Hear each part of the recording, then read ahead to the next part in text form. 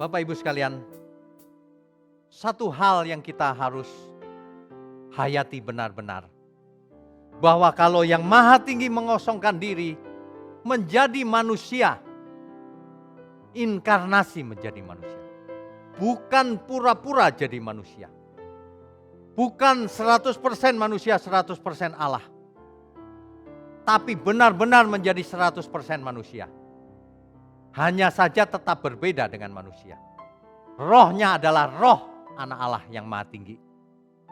Dan ia tidak punya natur dosa. Itu bedanya. Tetapi dalam segala hal disamakan dengan saudara-saudaranya. Kitab Ibrani menyatakan itu. Disamakan dengan kita semua.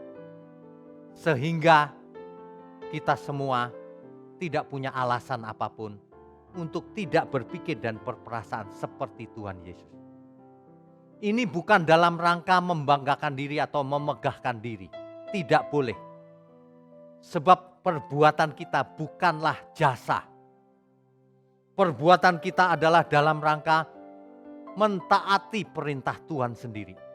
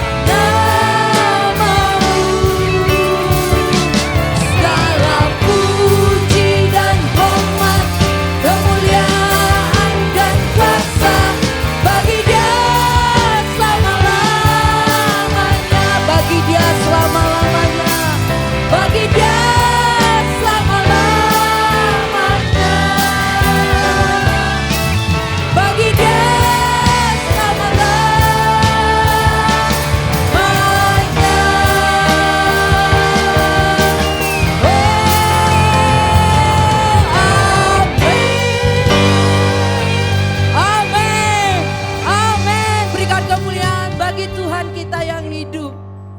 Terima kasih Tuhan. Bagimu segala pujian dan penyembahan kami. Ucapan syukur kami. Setiap umat-Mu. GSKI Pantai Indah Kapuk saat ini, malam ini. Kami mau datang menyembah Tuhan. Memuji Tuhan dengan sukacita yang daripada surga. Tuhan, berkati setiap umat-Mu yang menyaksikan ibadah online ini. Dimanapun mereka berada. Yang menyaksikan di rumah Tuhan juga berkati. Yang mengikuti ibadah ini di tempat ini juga Tuhan berkati. Kami percaya ada urapan Tuhan turun atas setiap kami. Ada berkat Tuhan yang turun bagi kami semua. Terima kasih ya Tuhan. Terpujilah Engkau ya Bapa. Kami berdoa bersatu hati dan mengucap syukur di hadapan-Mu. Di dalam nama Tuhan Yesus Kristus yang hidup, yang menjadi juru selamat kami. Haleluya, amin, amin. Selamat Natal Bapak Ibu. Mari kita semua berhimpun memuji Tuhan, amin.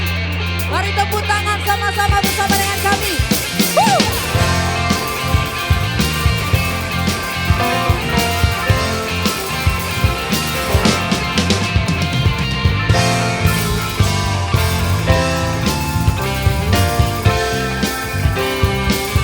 Katakan sama-sama. Hai mari berhimpun. Hai mari berhimpun dan bersukaria. Turut semua ke Betlehem.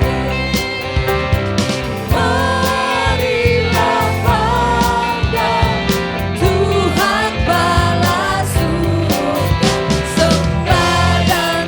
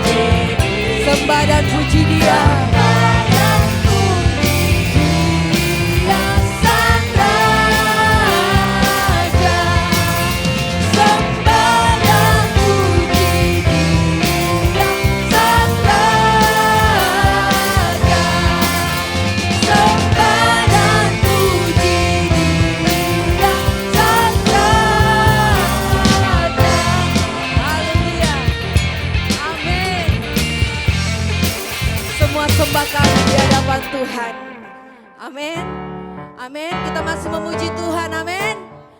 Mari kita siarkan ke gunung, siarkan ke bukit, siarkan setiap pulau, setiap benua, setiap bangsa dimanapun berada. Kita katakan Yesus adalah Raja.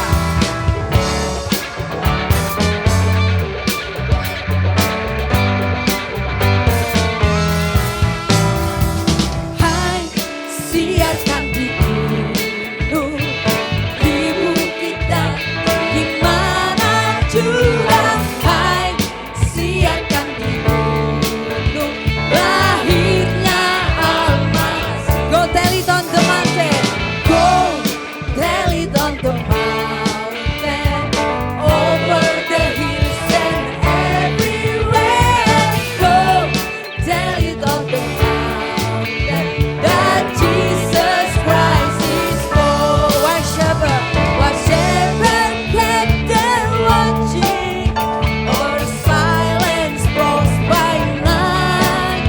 Behold, took out the heavens, there's on a holy light. Oh, tell it on the mountain, over the hills and everywhere. Go, tell it on the mountain that Jesus Christ is born.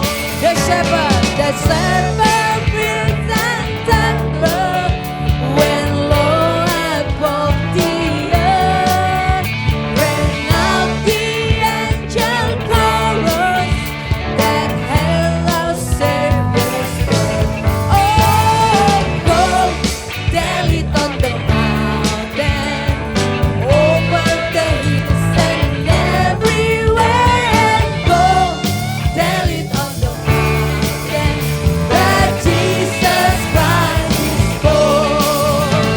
Down in a lonely manger, our humble Christ was born, and God sent us salvation, that blessed Christmas morn. Oh, go tell it on the mountain, over the hills and everywhere. Go tell it on the mountain that Jesus Christ is born, that Jesus Christ is born, that Jesus Christ is born. Oh, haleluya. Glory bagimu Tuhan. Yes, kami memuji menyembah Tuhan. Segala pujian bagi Tuhan. Kita umat Tuhan mari memuji Tuhan dengan sukacita yang daripada surga. Kita menari bagi Tuhan. Haleluya.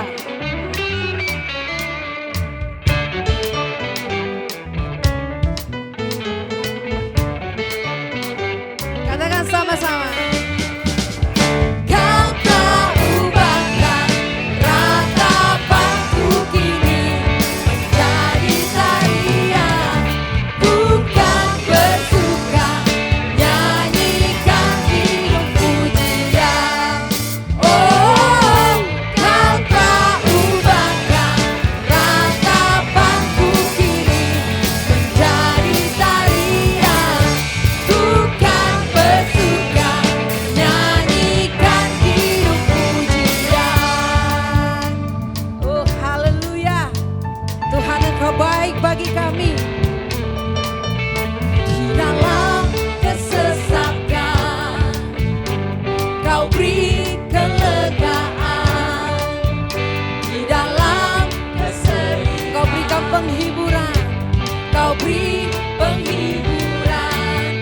Kasih-Mu telah melenyapkan segala kebaban. Fajar pagi pun merekam, membawa damai dan sukacita. Kau telah ubahkan ratapanku kini menjadi tarian,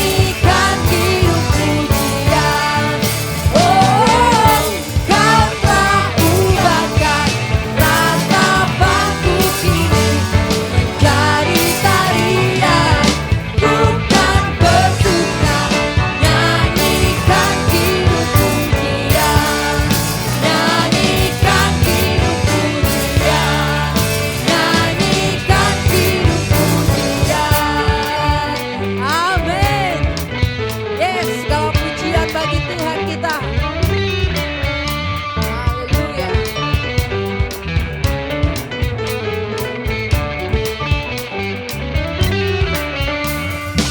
Amin. Berikan kemuliaan bagi Tuhan kita. Amin. Amin. Kita persiapkan hati kita untuk mendengarkan kebenaran firman Tuhan. Mari Bapak Ibu silahkan duduk. Sila ambil posisi untuk mendengarkan kebenaran firman Tuhan. Kita angkat pujian. Bapa dari ketinggian tahtamu. Haleluya. Dengan sepenuh hati kita angkat pujian ini.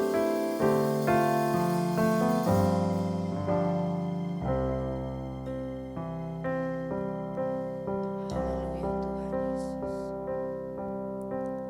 Bapa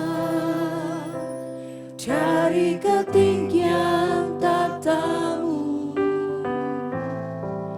Kau selidiki setiap kalbu. Pada semua insan di bumi, Kau yang memuji. Bapa,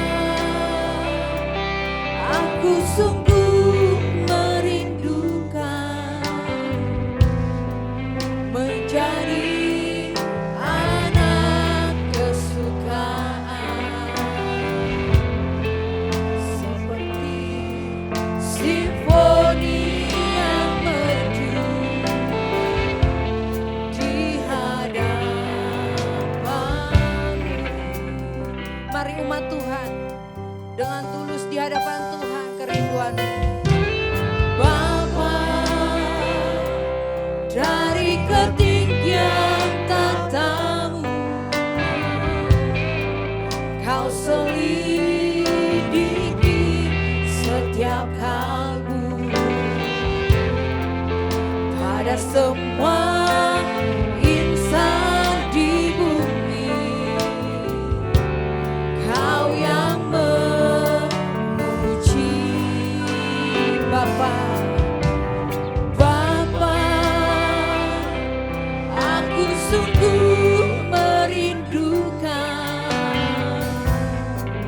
menjadi anak kesukaan,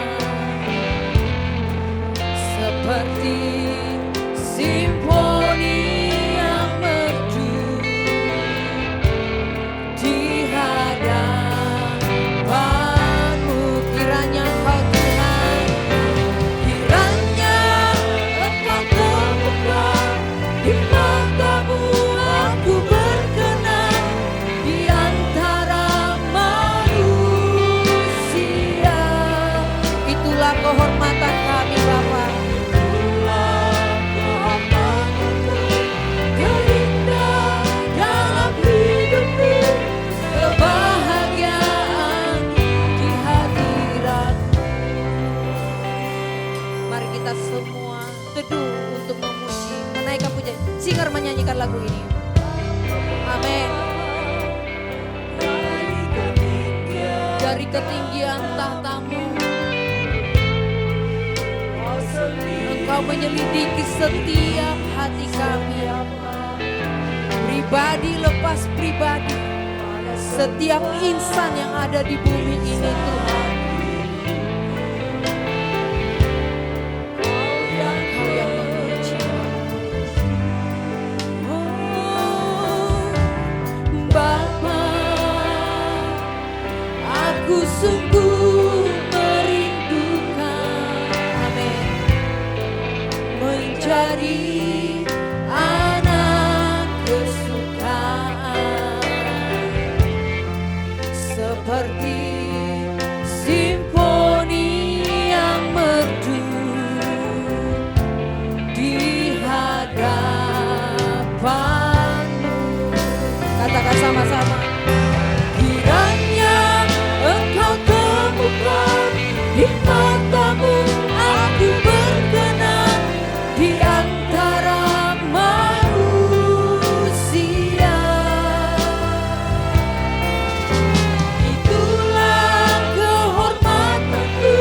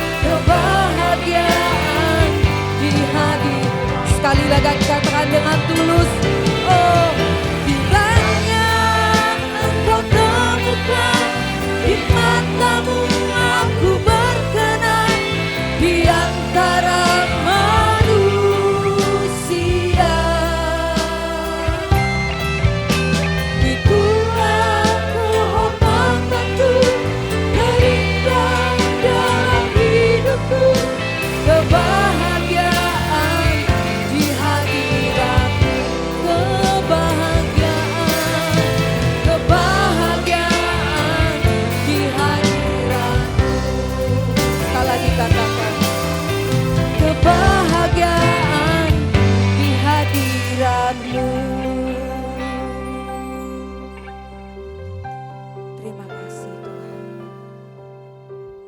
Amin. Shalom saudara sekalian. Malam ini kita akan memasuki malam Natal. Sehingga besok akan ada ibadah lagi. Tapi untuk itu mari kita renungkan kebenaran yang memuncak ini di sore menjelang malam ini. Tapi sebelumnya mari kita tundukkan kepala, mari kita berdoa. Bapa di surga, terima kasih kalau kami di bulan ini menyambut Natal kembali. Biarlah melalui kejadian Natal malam itu 2000 tahun yang lalu, kami diingatkan kembali akan kebenaran yang sebenarnya.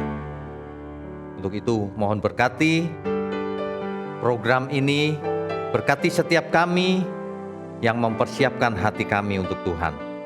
Berkati mulut hamba-Mu untuk menyampaikan kebenaran ini. Hanya di dalam nama Tuhan Yesus, Tuhan dan Juru Selamat kami yang hidup, kami berdoa.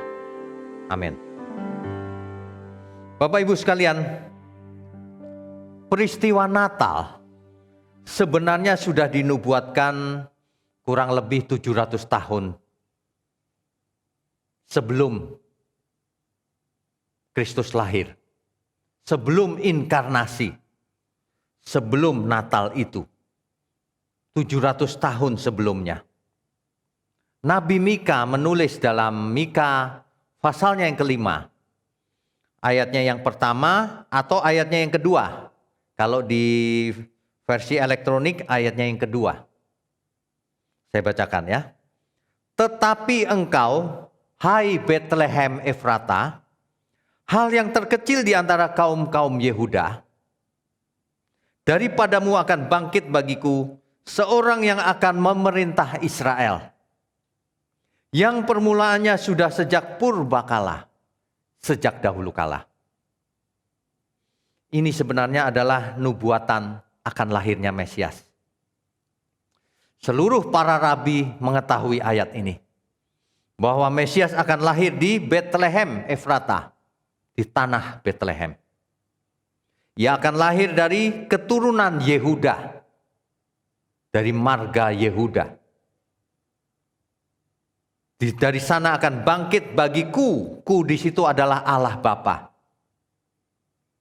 Seseorang yang memerintah Israel, pemerintah Israel, seorang manusia akan lahir. Yang permulaannya sudah sejak dahulu kala. Yang permulaannya sejak purbakala. Di dalam teks asli Alkitab Ibrani dipakai kata olam. Artinya since the days of eternity. Sejak kekekalan. Yang permulaannya sejak kekekalan. Tapi lahir dari suku Yehuda. Ini terdengar tidak masuk akal ya. Ada yang akan lahir asalnya dari kekekalan. Dari suku Yehuda. Ini bukan cerita tentang reinkarnasi, bukan. Ini cerita tentang inkarnasi. Yang maha tinggi masuk ke dalam daging manusia. Lahir sebagai bayi. Dan ini semua orang tahu di Israel ketika itu. Ayat ini sangat terkenal sebagai nubuatan akan lahirnya Mesias yang ditunggu-tunggu.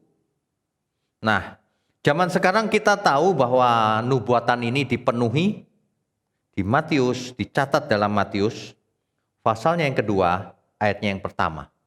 Saya bacakan ya. Sesudah Yesus dilahirkan di Bethlehem di tanah Yudea pada zaman Raja Herodes, datanglah orang-orang Majus dari timur ke Yerusalem. Apa yang dilakukan oleh orang Majus ini? Ia bertanya-tanya, mereka bertanya-tanya, di manakah dia raja orang Yahudi yang baru dilahirkan itu? Kami telah melihat bintangnya di timur dan kami datang untuk menyembah dia. Ketika Raja Herodes mendengar hal itu, terkejutlah ia beserta seluruh Yerusalem. Ironi ya, Yerusalem yang tahu akan nubuatan ini malah tidak tahu lebih dahulu. Malah orang asing yang nun jauh di sana datang dari timur, orang Majus yang memberitahu. Ini ironi bukan? Tuhan berkenan terhadap orang asing yang lebih dahulu diberitahu. Orang Majus ini melihat bintang, ada satu bintang istimewa di angkasa. Ini kalau zaman sekarang ahli astronomi. Tapi tepatnya adalah astrolog. Yang melihat bintang-bintang itu terhubung dengan kejadian yang ada di bumi ini. Orang Majus ini melihat satu bintang yang istimewa. Posisinya, kecerahannya itu istimewa sekali. Dan mereka tahu seorang raja telah lahir. Wah, ini luar biasa loh. Kita lanjutkan ya. Penduduk Yerusalem gempar mendengar itu. Kok aku sendiri tidak tahu ya? Maka dikumpulkannya oleh Raja Herodes semua imam kepala dan ahli Taurat bangsa Yahudi. Lalu dimintanya keterangan dari mereka di mana Mesias yang akan dilahirkan. Mereka berkata kepadanya, di Bethlehem di tanah Yudea. Para orang Farisi, ahli Taurat, dan semua imam kepala tahu persis. Mika 5 ayatnya yang pertama atau kedua ini. Tahu persis mereka. Mesias akan lahir di Bethlehem, di tanah Yudea. Karena demikianlah ada tertulis dalam kitab Nabi. Nabi Mika maksudnya. Dan engkau Bethlehem, tanah Yehuda. Engkau sekali-kali bukanlah yang terkecil di antara mereka yang memerintah Yehuda. Karena daripadamulah akan bangkit seorang pemimpin yang akan menggembalakan umatku Israel. Bapak Ibu sekalian, nubuatan ini digenapi di Matius 2 ayat 1 dan 6. Demikian juga di Lukas pasal 2 ayatnya yang keempat sampai ke-7. Akan lahir seorang yang memerintah Israel yang permulaannya sejak kekekalan sebelum dunia dijadikan. Waduh, ini peristiwa gempar ini. Seorang manusia akan lahir yang berasal dari surga. Siapakah dia? Tentu saja Mesias sesuai dengan nubuatan Nabi Mika. Itulah sebabnya pemazmur Mazmur 110 ayatnya yang pertama. Ini ditulis oleh Raja Daud. Mazmur itu kan kumpulan mazmur ya. Ada yang ditulis oleh Musa, ada yang ditulis oleh Salomo, ada yang ditulis oleh beberapa orang berhikmat. Tetapi khusus Mazmur pasal 110 ini ditulis oleh Raja Daud. Demikian Mazmur 110 ayatnya yang pertama ya. Saya bacakan. Mazmur Daud. Demikianlah firman Tuhan kepada Tuanku. Duduklah di sebelah kananku sampai ku buat musuh-musuhmu menjadi tumpuan kakimu. Kalau orang membaca ayat ini sepintas tidak menangkap maksudnya. Tapi kalau kita lanjutkan, maka kita akan bertanya-tanya konteksnya apa ini sebenarnya. Ayat 2, tongkat kekuatanmu akan diulurkan Tuhan dari Sion, memerintahlah di antara musuhmu. Di ayat 4 berkata begini, Tuhan telah bersumpah dan ia tidak akan menyesal, engkau adalah imam untuk selama-lamanya. Ingat, imam untuk selama-lamanya. Bukan seperti imam keturunan Harun yang hanya memerintah selama ia hidup lalu digantikan oleh imam berikutnya. Tapi imam ini imam untuk selama-lamanya. Menurut Melkisedek, bukan menurut aturan suku Lewi. Bapak Ibu tentu tahu imam biasanya keturunan suku Lewi dari Harun mula-mula. Harun, anak-anaknya dan seterusnya. Tapi imam yang satu ini dari peraturan Melkisedek, bukan peraturan suku Lewi. Bukan peraturan Imam Harun. Imam yang berbeda dari Melkisedek. Dan ia memerintah selama-lamanya. Inilah yang disebut atau dipanggil Tuanku oleh Raja Daud. Perhatikan baik-baik. Saya bacakan sekali lagi ya.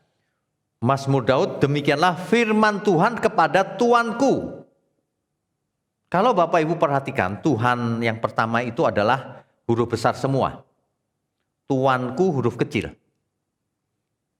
Hal ini, Tuhan huruf besar ini, kalau dalam teks Ibrani, Adonai, artinya Tuan, Adonai. Kepada Tuanku, Ladoni, Adonai Ladoni, kepada Adonai. Jadi, firman-Nya Adonai yang besar, yaitu Bapa di surga, kepada Adonaiku, Tuanku, yang dipanggil oleh Raja Daud sebagai Adonai juga. Siapa itu? Raja Daud memanggil dia Tuanku. Padahal Raja Daud adalah pemegang pemerintahan tertinggi di Israel ketika itu. Kerajaan Daud. Kok dia memanggil Tuanku? Adonaiku. Siapa ini yang dipanggil? Kita baca yang lengkap ya. Firman Tuhan huruf besar kepada Tuanku huruf kecil. Isinya begini. Duduklah di sebelah kananku sampai kubuat musuh-musuhmu menjadi tumpuan kakimu.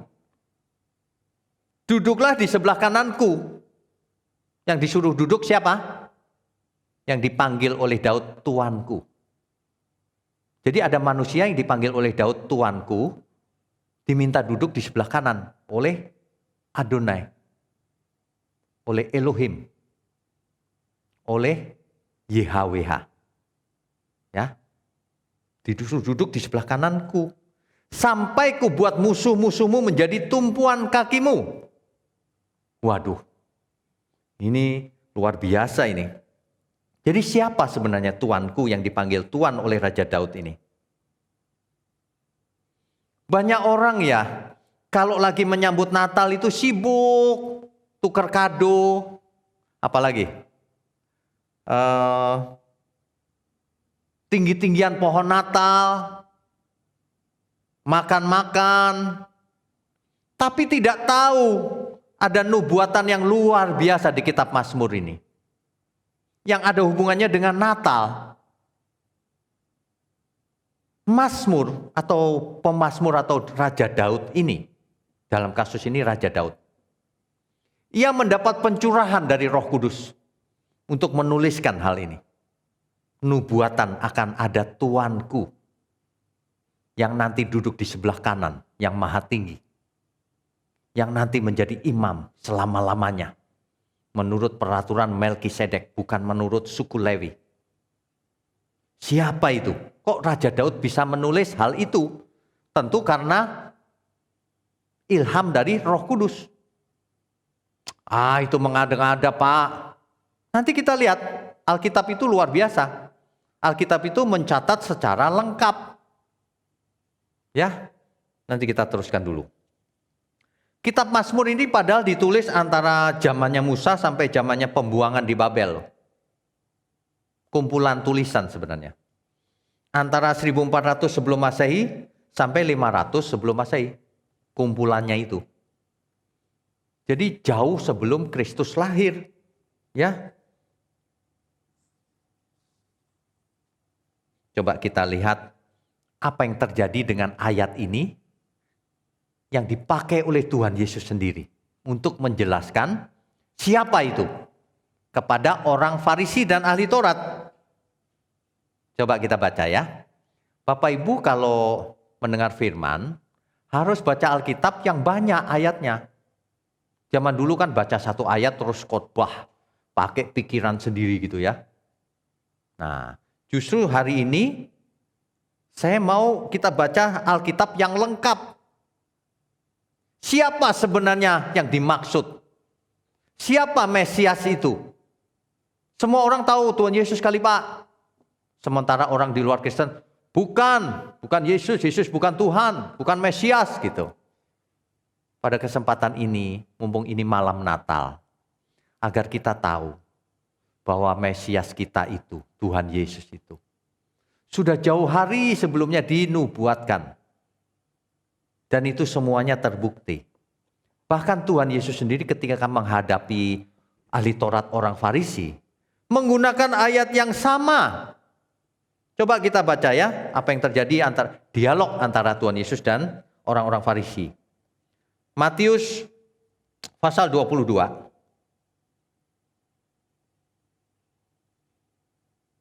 Ayat 41 sampai 46. Saya bacakan ya. Ketika orang-orang Farisi sedang berkumpul, Yesus bertanya kepada mereka, katanya, apakah pendapatmu tentang Mesias? Orang-orang Farisi ditanya oleh Tuhan Yesus, apakah pendapatmu tentang Mesias? Anak siapakah dia? Kata mereka kepada Tuhan Yesus. Kata orang-orang Farisi itu kepada Tuhan Yesus, anak Daud. Oh, mereka tahu kalau Mesias itu keturunan Daud. Ya.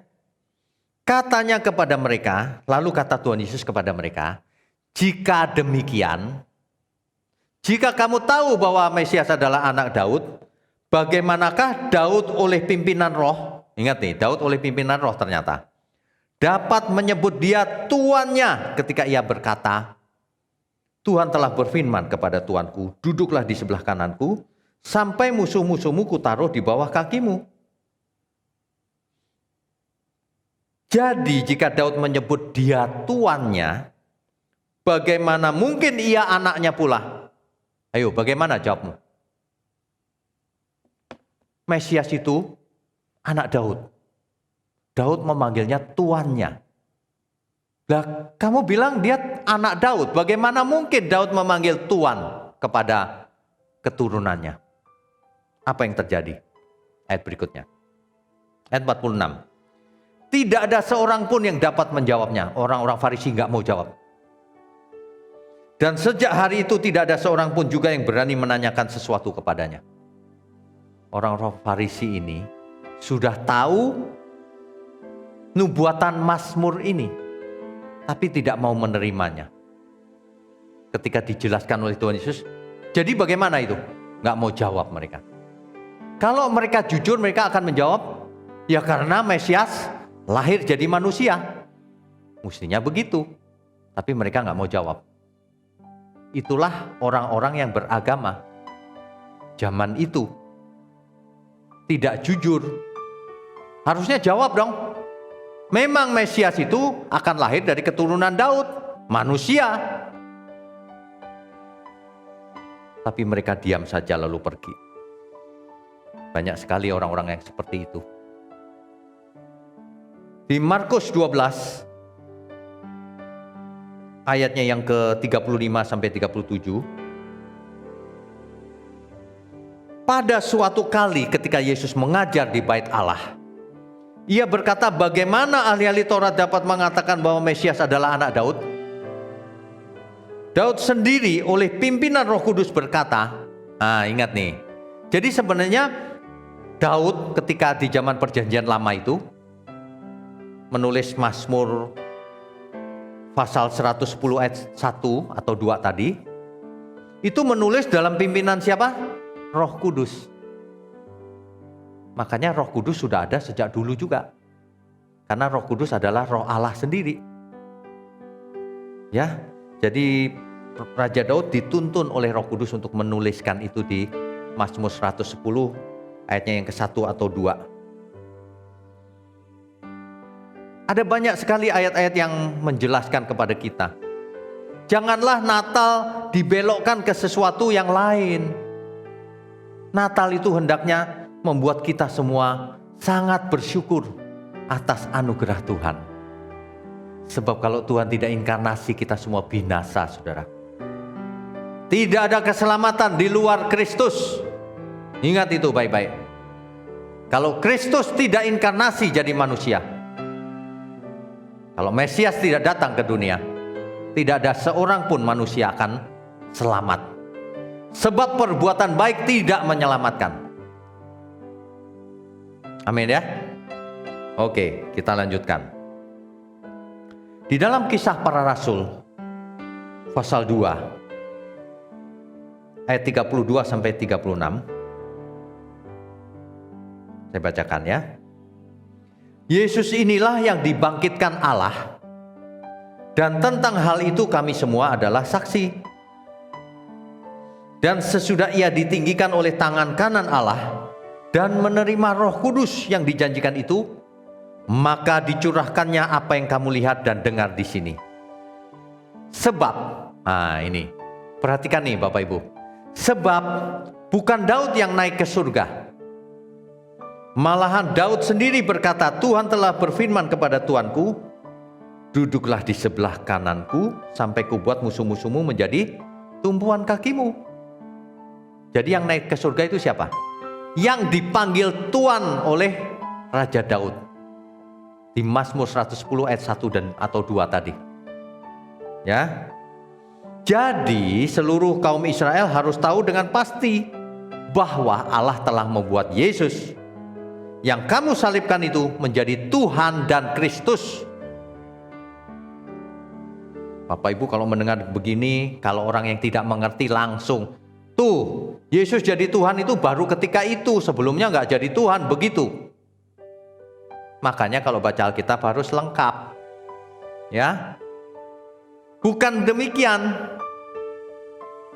Ada lagi orang yang menganggap begini, Tuhan Yesus itu dijadikan Tuhan pada waktu konsili Nicea Pak, oleh Kaisar Konstantin Pak, dan sebagainya. Itu nggak jujur, itu namanya. Nabi Mika sudah menulis yang permulaannya sejak kekekalan. Amin. Lalu mengapa dijadikan Tuhan lagi dan Kristus? Karena ia telah mengosongkan diri jadi manusia, inkarnasi. Jadi sebenarnya dua natur yang ada di dalam Kristus itu bukan begini penjelasan 100% manusia 100% Allah, bukan. Kristus memiliki dua natur, benar. Natur manusia biasa, benar. Tapi natur anak Allah yang tunggal, rohnya maksudnya. Jadi manusia Kristus Yesus adalah manusia biasa, tapi rohnya roh Yesus, roh Kristus, roh anak Allah yang tunggal, roh anak Bapa di surga. Itulah yang benar duinatur Yesus itu, bukan seperti yang selama ini dimengerti orang. Kalau itu tafsir, kalau tafsir bisa salah bisa benar. Jangan tafsir disejajarkan dengan Alkitab. Alkitab itu nomor 1. Jadi sebenarnya Yesus jadi manusia biasa, dalam segala hal disamakan dengan saudara-saudaranya. Demikian kitab Ibrani menulis. Tetapi tentu beda dengan manusia biasa. Rohnya adalah roh Kristus yang dari surga turun ke bumi. Jelas ya perbedaannya ya. Tapi dalam segala hal disamakan dengan manusia. Mengapa demikian? Supaya Kristus lahir jadi manusia, supaya menjadi imam besar kita, supaya kita bisa meneladani Kristus. Sebab kalau Kristus masih menggunakan kealahannya, maka kita tidak bisa meneladani Tuhan Yesus. Tuhan Yesus Allah, aku manusia biasa, bagaimana? Makanya Kristus meninggalkan, tidak menggunakan kealahannya. Rohnya roh Kristus, tapi dagingnya manusia, pikirannya semua dari nol dimulainya ketika bayi. Amin ya. Justru dengan itulah kita sangat hormat kepada Tuhan Yesus yang mengosongkan diri demi kita semua. Jelas ya? Jadi pemerintahan Tuhan Yesus sejak dahulu kala, sejak kekekalan, sebelum dunia dijadikan, bahkan sebelum dunia dijadikan, Yohanes 17 ayat 5. Ini untuk membungkam orang-orang yang suka mengatakan Kristus diangkat Tuhan itu waktu konsili Nisea. Waktu Kristus di bumi, sebelumnya bukan Tuhan, begitu. Coba kita baca Yohanes 17 ayat 5. Dicatat baik-baik itu. Jangan sembarangan ngomong. Oleh sebab itu, ya Bapa, permuliakanlah aku padamu sendiri. Dengan kemuliaan, perhatikan dengan baik-baik. Dengan kemuliaan yang kumiliki di hadiratmu sebelum dunia ada. Yohanes 17 ayat 5. Tuhan sendiri yang mengatakan. Jelas? Permuliakanlah aku padamu sendiri dengan kemuliaan yang kumiliki di hadiratmu sebelum dunia ada. Ada nggak manusia yang seperti itu?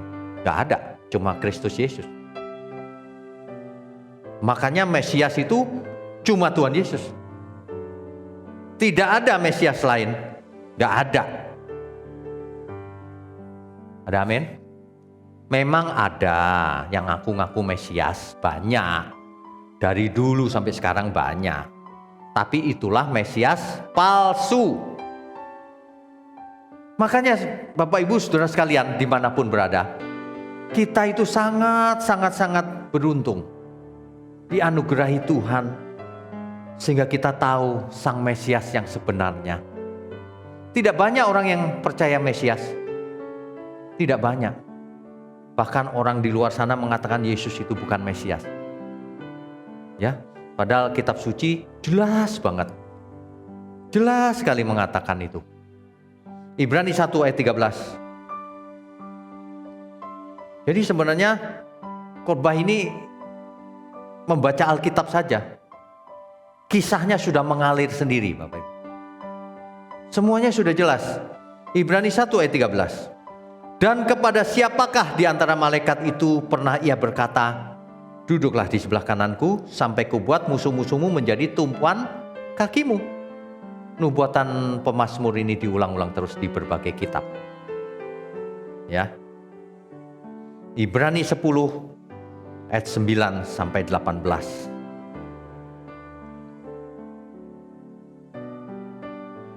Ini harus dibaca perlahan sebenarnya. Dan kemudian katanya, sungguh aku datang untuk melakukan kehendakmu. Yang pertama ia hapuskan, supaya menegakkan yang kedua. Apa itu yang pertama, apa itu yang kedua? Kalau kita baca terus, maka kita akan tahu di Alkitab. Yang dimaksud yang pertama adalah perjanjian yang pertama. Yaitu perjanjian antara Allah dan umat Israel, Taurat. Ia hapuskan yang pertama, diganti dengan yang kedua, hukum kasih karunia. Bahwa Allah akan menaruh Tauratnya di akal budi manusia dan di hati manusia. Itulah puncaknya kebenaran, keselamatan sejati itu. Mengubah, mentransformasi manusia dari manusia biasa duniawi menjadi manusia surgawi, menjadi anak-anak Allah yang maha tinggi. Amin ya semua ya. Itu sampai ayat 18 nanti dibaca. Sehingga oleh darah Yesus kita sekarang penuh keberanian dapat masuk ke tempat kudus. Artinya kita harus hidup kudus supaya kita berani masuk ke tempat kudus. Yang aneh-aneh adalah orang-orang yang mengajarkan kalau kita khotbah harus hidup kudus. Mereka nggak setuju, nggak perlu. Nanti Tuhan yang menguduskan di surga. Banyak orang tidak mengerti loh Alkitab itu. Iya, faktanya demikian. Banyak orang nggak mengerti. Kita harus berusaha saudara hidup kudus, nggak usah katanya. Tuhan yang menguduskan. Kita harus hidup tak bercacat, tak bercela, saudara. Katanya malah manusia biasa tidak bisa hidup tak bercacat, tak bercela. Banyak orang aneh di dunia ini. Pada kesempatan Natal ini, saya mau ingatkan kita semua. Anugerah yang Tuhan berikan pada kita semua akan menjadi sia-sia kalau kita tidak bertobat. Apa itu bertobat? Berubah. Apa itu beriman? Berubah. Melakukan kehendak Tuhan. Jangan diam saja. Jangan pasif. Jangan merasa sudah selamat tapi tidak mengerjakan kehendak Tuhan. Amin ya. Ini bahaya ini. Banyak sekali ajaran yang tidak benar. Filipi 2 ayat 8 sampai 11. Filipi 2 ayat 8 sampai 11.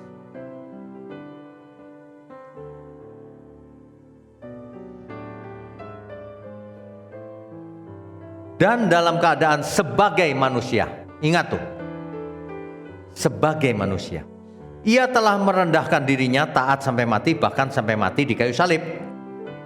Itulah sebabnya Allah sangat meninggikan dia dan mengaruniakan kepadanya nama di atas segala nama, supaya dalam nama Yesus bertekuk lutut segala yang ada di langit dan yang ada di atas bumi dan yang ada di bawah bumi. Dan segala lidah mengaku Yesus Kristus adalah Tuhan, bagi kemuliaan Allah yaitu Bapa. Jadi kalau ada orang yang berkata, di mana di Alkitab dikatakan Yesus itu adalah Tuhan? Ya suruh baca ini. Ini hanya salah satu.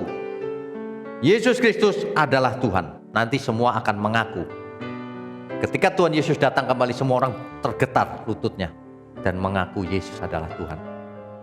Tapi hari itu sudah terlambat untuk orang-orang fasik yang tidak mengaku Yesus Tuhan. Mulai hari ini terlambat. Oleh sebab itu, di momen Natal ini, siapapun saudara yang mendengar khotbah ini, bertobatlah saudara. Meskipun saudara sudah Kristen, bertobatlah. Kalau cuma beragama Kristen tidak menyelamatkan. Bertobatlah.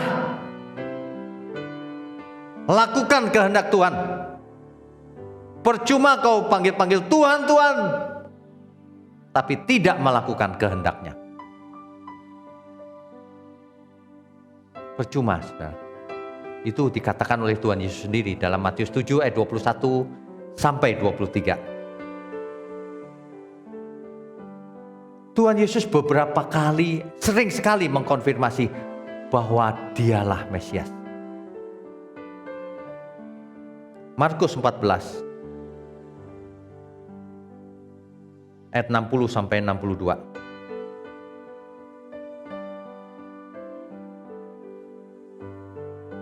Maka imam besar bangkit berdiri di tengah-tengah sidang dan bertanya kepada Yesus. Ini kisah Tuhan Yesus yang sedang disidang oleh mahkamah agama. Katanya, tidakkah engkau memberi jawab atas tuduhan-tuduhan saksi-saksi ini terhadap engkau? Tetapi ia tetap diam dan tidak menjawab apa-apa. Imam besar itu bertanya kepadanya sekali lagi, katanya, apakah engkau Mesias? Anak dari yang terpuji, anak Allah maksudnya. Apa jawab Tuhan Yesus? Jawab Yesus, akulah dia. Apakah kurang jelas? Banyak sekali orang yang tidak jujur suka menuduh. Alkitab gak pernah Tuhan Yesus bicara bahwa dirinya adalah Mesias. Ini dia. Saya bacakan 100 kali, mau saudara? Dan manusia itu harus jujur, ya. Jawab Yesus, akulah dia. Dan kamu akan melihat anak manusia duduk di sebelah kanan yang maha kuasa. Dan datang di tengah-tengah awan-awan di langit. Ini artinya Tuhan secara terus terang mengatakan akulah dia, akulah Mesias yang ditunggu-tunggu itu. Hal ini juga dikonfirmasi dengan respon pengadilan agama. Ayat berikutnya. Maka imam besar itu mengoyakkan pakaiannya dan berkata, untuk apa kita perlu saksi lagi? Untuk apa perlu saksi? Mulutnya sendiri mengaku akulah dia. Sejak itu diproseslah Tuhan Yesus sampai kepada salib. Jelas bukan? Mulai hari ini saudara harus tahu ya, kalau ada orang yang bertanya, Di mana di Alkitab mengatakan Yesus Tuhan, Dia Mesias? Bacakan saja ayat-ayat yang kita pelajari tadi. Amin ya. Kitab suci itu luar biasa loh. Dalam Yohanes 4, 25 dan 26. Seorang perempuan Samaria bertemu dengan Yesus di pinggir sumur Yakub. Terjadi dialog. Dan antara lain ini dialognya. Ayat 25. Jawab perempuan itu kepadanya. Nya di situ Tuhan Yesus. Aku tahu bahwa Mesias akan datang, yang disebut juga Kristus. Apabila ia datang, ia akan memberitakan segala sesuatu kepada kami. Apa kata Tuhan Yesus? Ayat 26. Kata Yesus kepadanya, akulah Dia yang sedang berkata-kata dengan engkau. Ada amin semua? Itulah sebabnya Tuhan memperingatkan dengan serius. Di Yohanes 8 ayat 24. Karena itu tadi aku berkata kepadamu bahwa kamu akan mati dalam dosamu. Sebab jikalau kamu tidak percaya bahwa akulah Dia, kamu akan mati dalam dosamu. Tuhan Yesus sudah sangat eksplisit, to the point, direct. Jadi kalau ada orang yang menolak Tuhan Yesus, dia tidak bisa menyalahkan siapapun, kecuali dirinya sendiri. Bahwa orang akan binasa kalau tidak percaya bahwa Yesus itu Mesias, Tuhan yang ditunggu-tunggu, yang duduk di sebelah kanan Allah, yang segala kuasa ada di dalam tangannya, yang lahir dari suku Yehuda, lahir di Bethlehem, yang dinubuatkan ribuan tahun yang lalu bahwa ia akan memerintah Israel, yang permulaannya sejak dahulu kala, sejak kekekalan, sebelum dunia dijadikan. Raja Daud menulis nubuatan itu dalam Mazmur 110 ayat 1 atau 2 dalam pimpinan Roh Kudus. Ada amin semua ya. Jadi mari kita menyambut Natal dan kita diingatkan oleh kabar sukacita ini yang dari surga. Hari itu seorang raja telah lahir. Orang-orang Majus datang dari jauh untuk memberikan persembahan mazmur kemenyan. Bukan hanya itu, mereka datang dari jauh mempertaruhkan nyawanya. Itulah persembahan yang luar biasa. Bagaimana kita menyambut Natal tahun ini? Apakah kita sudah mempersembahkan seluruh hidup kita? Apakah kita mempersembahkan mazmur dan kemenyan? Apakah hanya mempersembahkan receh saja? Saya tidak bicara soal uang. Apakah kita sungguh-sungguh mempersembahkan di akhir tahun ini untuk Tuhan yang maha tinggi, yang begitu mengasihi kita? Apakah selama ini kita sudah mempersembahkan seluruh hidup kita? Semuanya. Mari kita bertobat, saudara. Setiap saat kita bisa mati. Dan Tuhan sendiri yang memperingatkan. Kamu tidak percaya bahwa akulah Dia, kamu binasa. Percaya Pak dengan mulut. Perbuatan nyata tidak?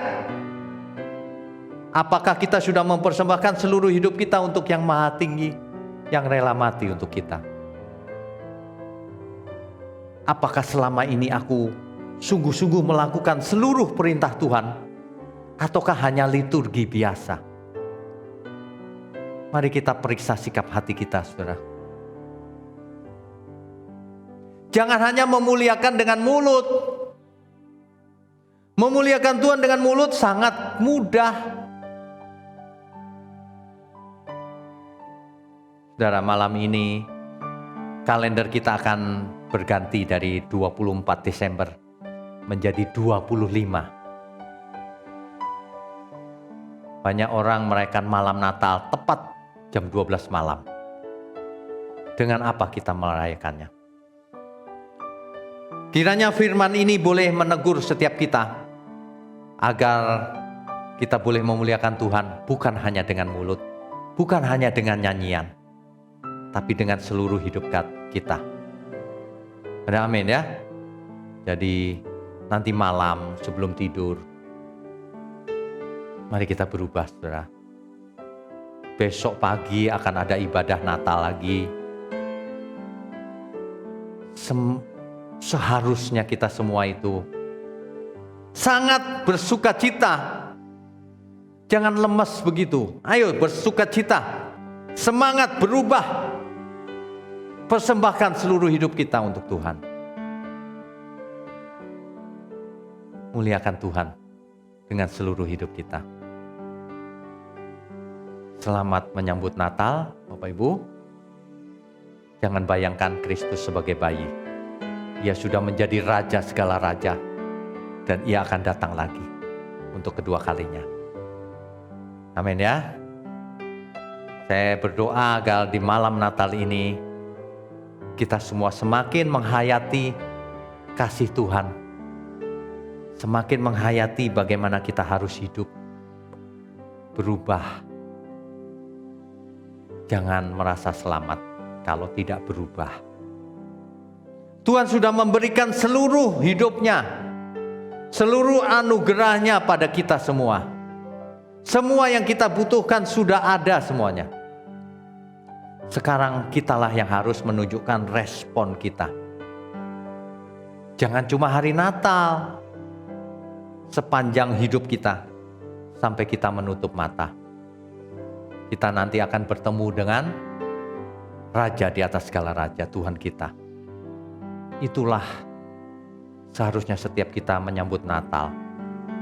Kita harus seperti Tuhan.